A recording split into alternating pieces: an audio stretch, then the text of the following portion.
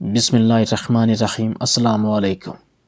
Doctor اسرار احمد بیان کرتے ہیں کہ ویسے تو اس دنیا میں بے شمار سلطان آئے، کسی نے اچھائی میں اپنا نام کمایا تو کسی نے برائی میں، کسی نے مسلمانوں کا سر فخر سے بلند کر دیا تو کسی نے اپنے کرتوتوں کے باعث مسلم دنیا کے سر شرم سے جھکا دیے۔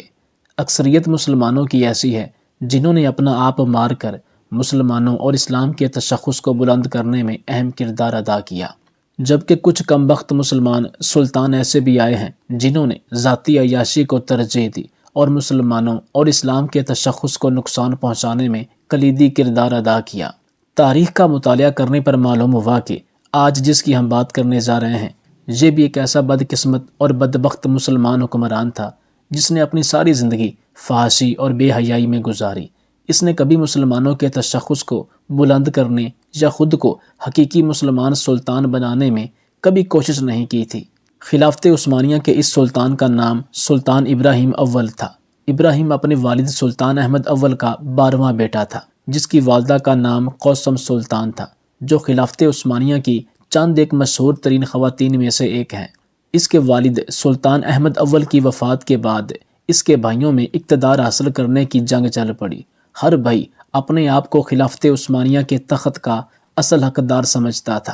بالآخر مراد چہارم سلطان بنا اور اس نے باقی بھائیوں کو سوائے ابراہیم کے مختلف سازشیں کر کے قتل کروا دیا۔ مراد چہارم کے لیے ابراہیم کوئی خطرہ نہ تھا، کیونکہ اس نے اپنے سگے بیٹے ابراہیم کو اس کے بچپن میں ہی ایک پنجرے میں قید کروا دیا تھا۔ قید اور ہر وقت موت کے خوف نے ابراہیم کو ذہنی مریض بنا لیا تھا۔ جب مراد چہارم بستر مرگ پر پہنچا تو اسے فکر لاحق ہو گئی کہ اس کے مرنے کے بعد خلافت کہیں ابراہیم کے ہاتھ میں نہ چلی جائے۔ اب ایک نیم پاگل شخص سلطان کے انبار کیا چلا سکتا تھا؟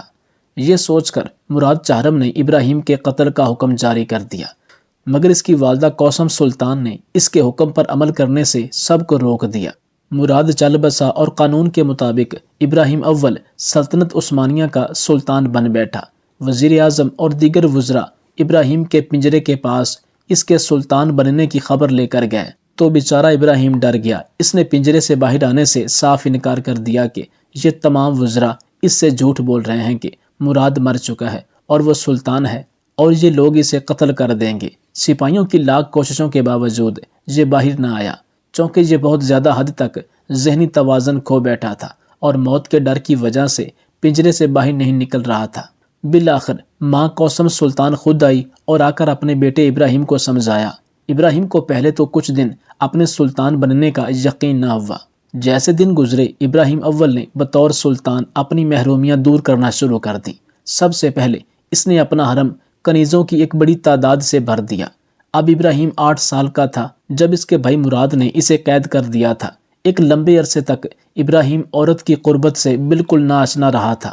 چنانچہ جب اس کا وقت آیا تو اس کا بس نہیں چلتا تھا کہ ہر عورت کو اپنے بستر پر لے آئے۔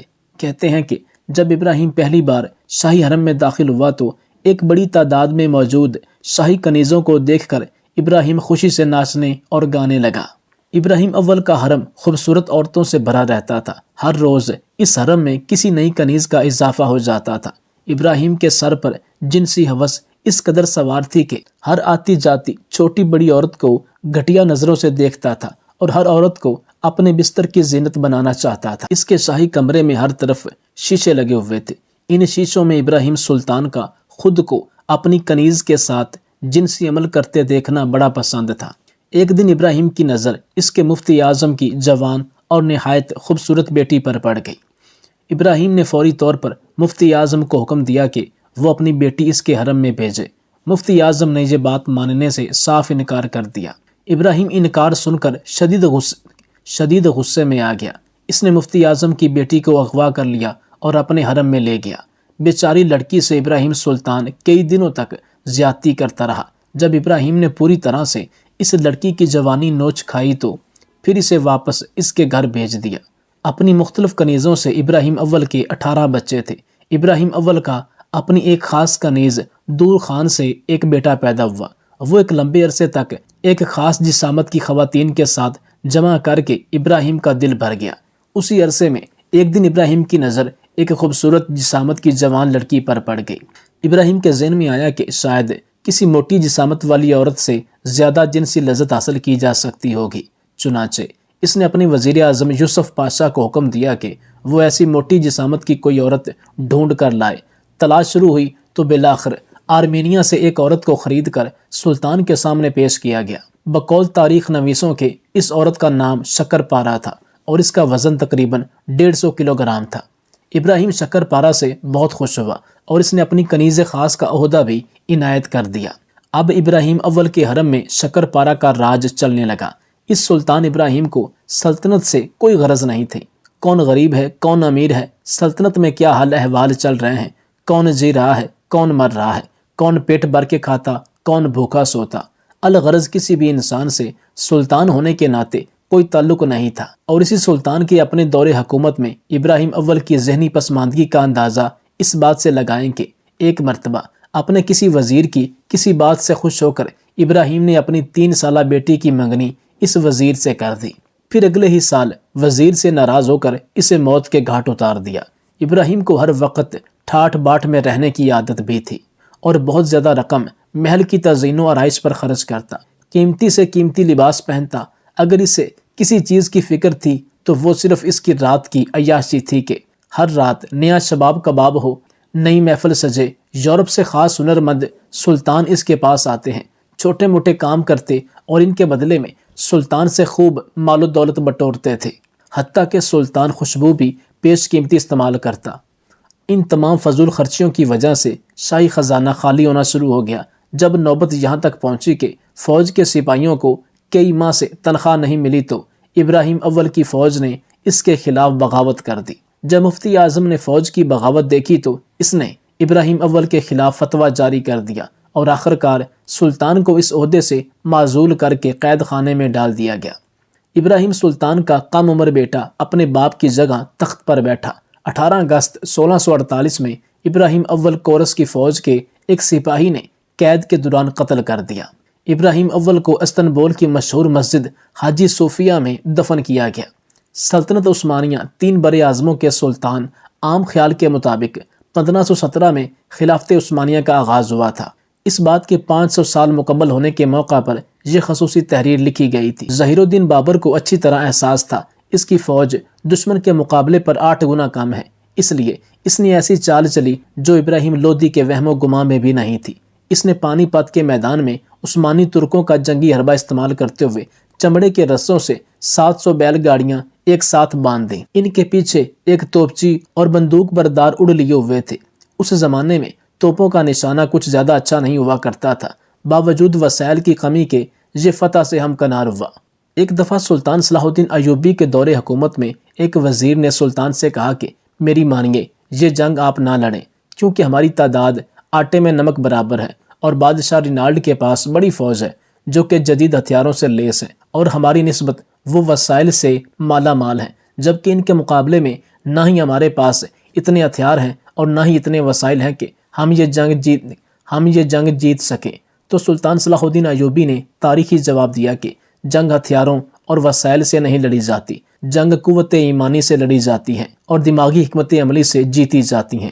پھر سلطان صلاح الدین ایوبی رحمۃ اللہ علیہ نے اس وزیر اور باقی تمام سپاہیوں کو مخاطب کرتے ہوئے کہا کہ جب وقت کے فرعونوں سے لڑنا لازم ہو تب حالات نہیں دیکھے جاتے، وسائل نہیں دیکھے جاتے، ہتھیار نہیں دیکھے جاتے، اللہ کی ذات پر بھروسہ کر کے میدان میں اترنا ہی مسلمان کی شان ہے۔ جنگ میں فتح یا ناکامی یہ اللہ تعالیٰ کی ذات دیتی ہے۔ سلطان نے کہا اگر یہی ساری باتیں، جدید ہتھیار یا وسائل اور سپاہیوں کی تعداد کم ہونا وغیرہ کو ہم دیکھتے رہے تو پھر ہم کبھی بھی دشمن کا مقابلہ نہیں کر سکیں گے اور دشمن ہمیں کمزور سمجھ کر ہم پر حملہ آور ہوگا اور ہمیں صفحہ ہستی سے مٹا دے گا۔ اللہ تعالیٰ سلطان صلاح الدین ایوبی کی قبر پر کروڑوں رحمتیں نازل فرمائے۔ اسی طرح ایک اور واقعہ ہے کہ عراق کے اندر ایک بزرگ رہتے تھے۔ وہ نہایت نیک اور عبادت گزار بندے تھے۔ ہر سال وہ اللہ سے دعائیں کرتے اور اپنی جمع پونجی اکٹھی کرنے کی کوشش کرتے کہ اس سال حج پر ضرور جاؤں گا، لیکن ہر دفعہ کوئی نہ کوئی ایسی مشکل آن پڑتی کہ ان کی جمع کی ہوئی رقم استعمال ہو جاتی اور یہ مایوس ہو جاتے، کیونکہ پچھلے 4 سالوں میں انہوں نے جو حج پر جانے کے لیے رقم اکٹھی کی تھی وہ ان کی بیوی کے فوت ہونے پر خرچ ہو گئی۔ بعد میں جب انہوں نے دوبارہ ارادہ کیا کہ اس سال حج پر جاؤں گا تو اللہ نے ان کو ایسی بیماری میں مبتلا کر دیا کہ ان کی جمع پونجی اپنی اس بیماری پر خرچ ہو گئی۔ شیطان ان کے دل میں وسوسے ڈالتا کہ اللہ تعالیٰ تمہیں اپنا گھر دکھانا ہی نہیں چاہتے، ورنہ وہ تمہیں پہلے سال ہی اپنے گھر بلا لیتا۔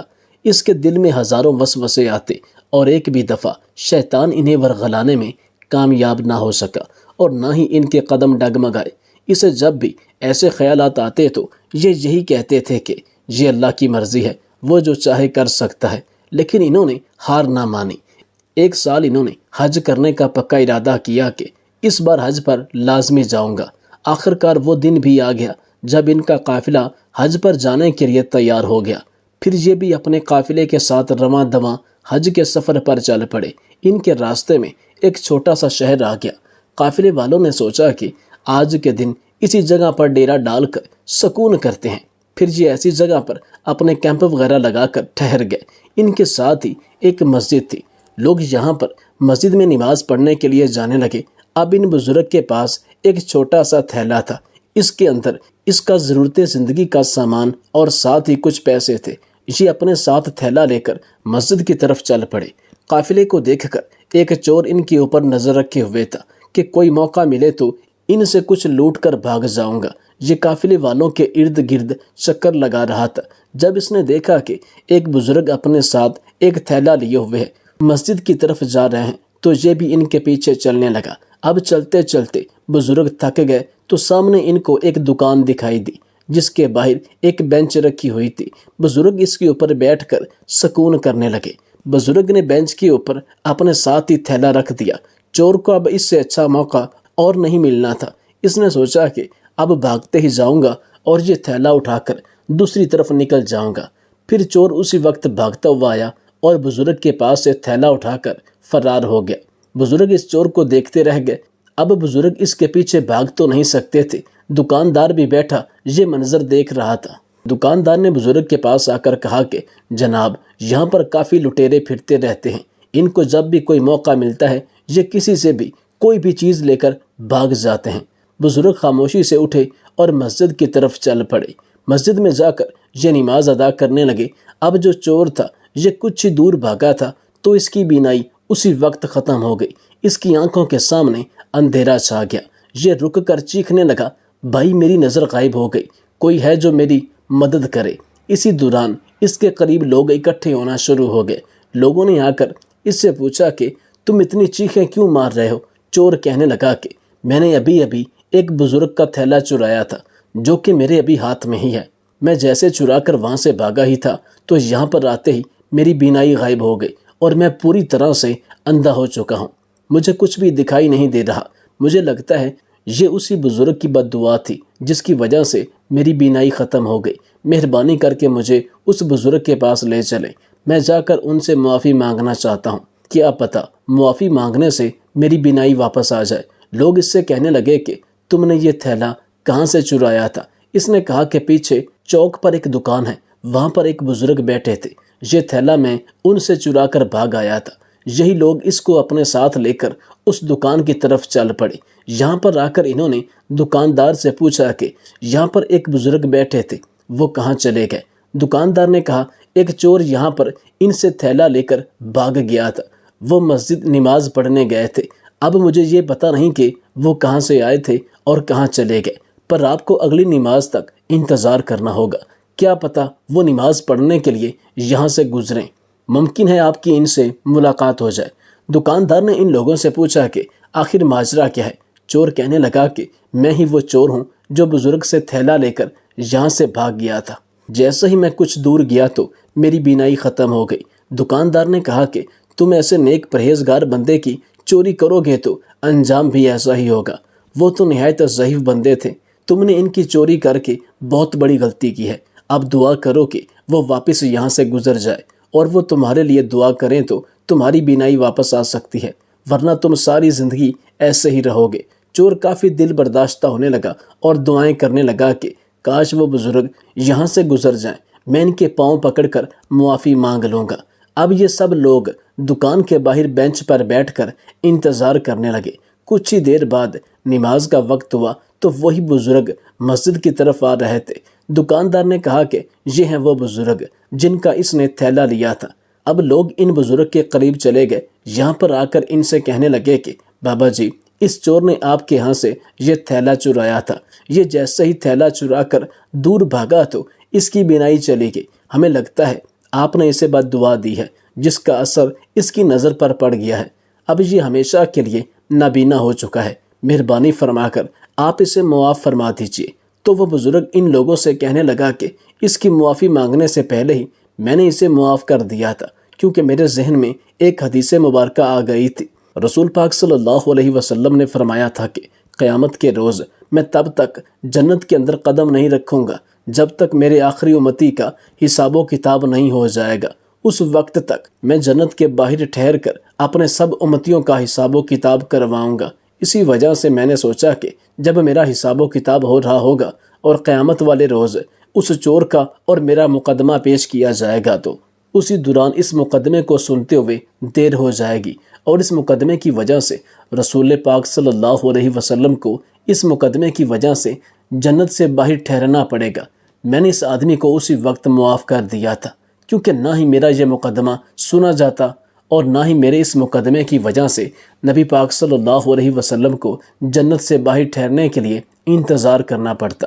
حضرت موسیٰ علیہ السلام کے دور کے اندر ایک شخص تھا، وہ ہمیشہ توبہ کرتا اور اپنی توبہ پر قائم نہیں رہتا تھا، یعنی کہ توبہ کو توڑ دیا کرتا تھا۔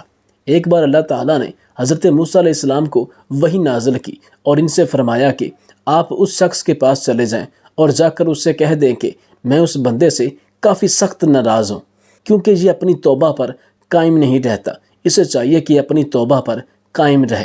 حضرت موسیٰ علیہ السلام اس بندے کے پاس تشریف لے آئے اور اس کو اللہ تعالیٰ کا پیغام دیا کہ آپ اپنی توبہ پر قائم نہیں رہتے اور جو بھی توبہ کرتے ہیں اسے توڑ دیتے ہیں، اس پر اللہ تعالیٰ آپ سے سخت ناراض ہے۔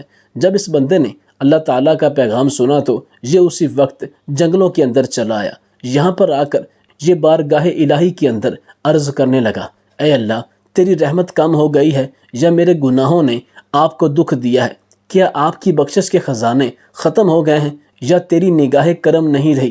آپ کے عفو و درگزر سے کون سا بڑا گناہ ہے؟ یا اللہ، تو کریم ہے، میں تو بخیل ہوں، کیا میرا جو بخل تھا وہ تیرے کرم پر غالب ہو گیا؟ اگر آپ نے اپنے بندوں کو اپنی رحمت سے محروم کر دیا تو آپ کے بندے کہاں پر جائیں گے، کس کے پاس جائیں گے؟ آپ اپنی رحمت سے کسی کو محروم نہ کیجیے، اگر آپ نے ہمیں دھدکار دیا تو ہم کہاں جائیں گے، کس کے پاس جائیں گے؟ ڈاکٹر اسرار احمد لائیو پروگرام کے اندر روتے ہوئے کہنے لگے کہ اے رب ذوالجلال، اگر تیری بخشش کم ہو گئی ہے اور میرے لیے عذاب ہی باقی بچا ہے تو پھر تمام گناہ گاروں کا عذاب آپ مجھے دے دیجیے، میں ان سب پر اپنی جان قربان کرتا ہوں۔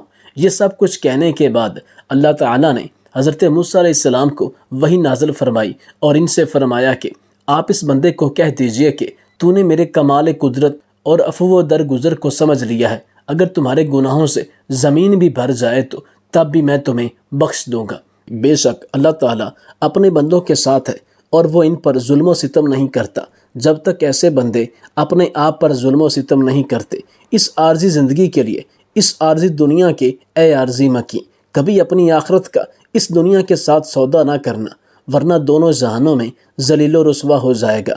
ہمیشہ آخرت کو اس دنیا پر ترجیح دینا، تم دنیا اور آخرت دونوں جہانوں میں سرخرو ہو جاؤ گے، اور یہی دنیا و آخرت کی سب سے بڑی اور اصل کامیابی ہے۔ اللہ تعالیٰ سے دعا ہے کہ وہ ہمیں دنیا و آخرت کی سب سے بہترین کامیابیاں عطا فرمائے۔